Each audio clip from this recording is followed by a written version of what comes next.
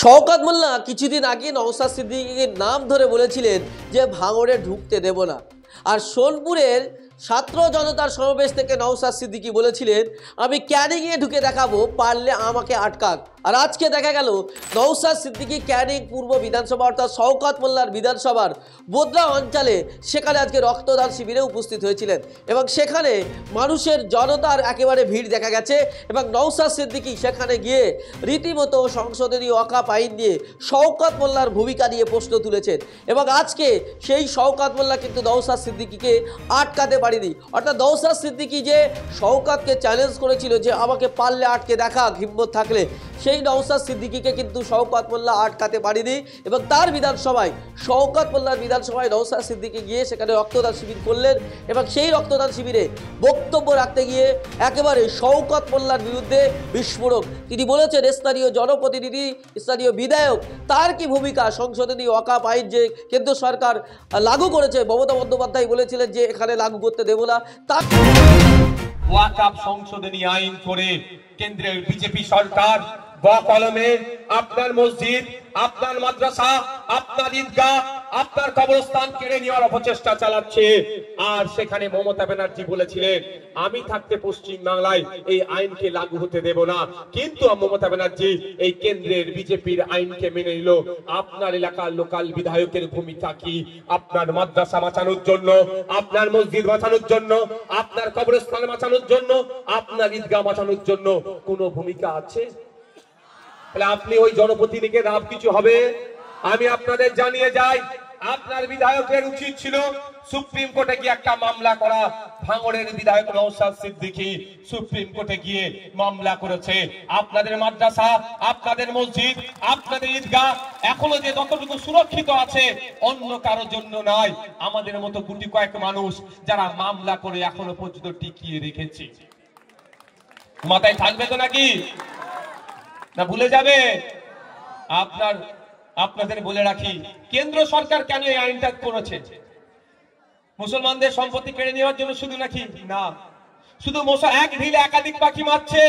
শুধু মুসলমানদের সম্পত্তি কাড়ার লক্ষ্য নয়, ওই যে ভ্যালুয়েবল প্রপার্টি গুলো যে কটা পুরাতন শহর আছে, কলকাতা, মুম্বাই, বেঙ্গালোর, গুজরাট, দিল্লি, হরিয়ানা, সারা ভারতবর্ষে যত পুরাতন শহর আছে খোঁজ নিয়ে দেখুন, 10টা যদি মোস্ট ভ্যালুয়েবল প্রপার্টি থাকে তার মধ্যে 2-4টে ওয়াকাফের প্রপার্টি আছে।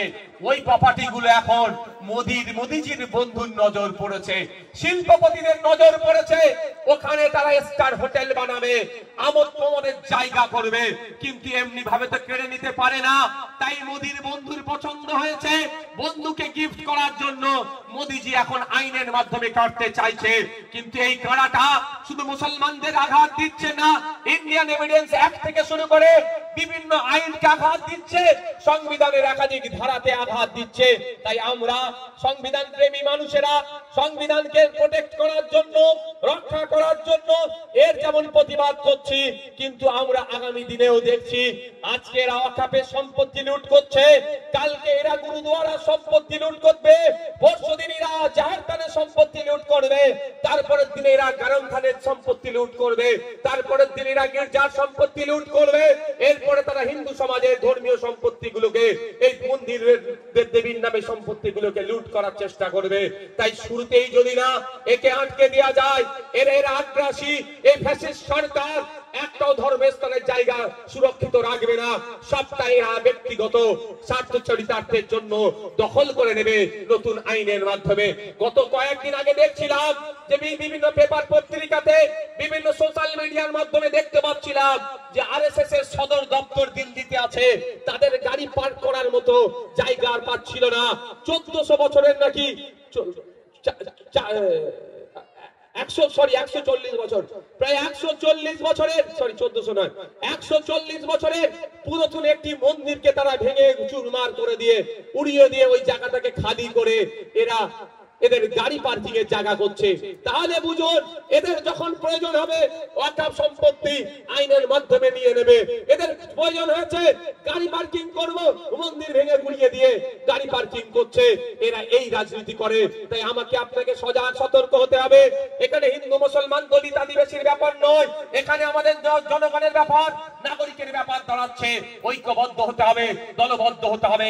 সামনে 2026 সাল আসছে, এই জবাব আমরা গণতান্ত্রিক প্রক্রিয়াতে দেব।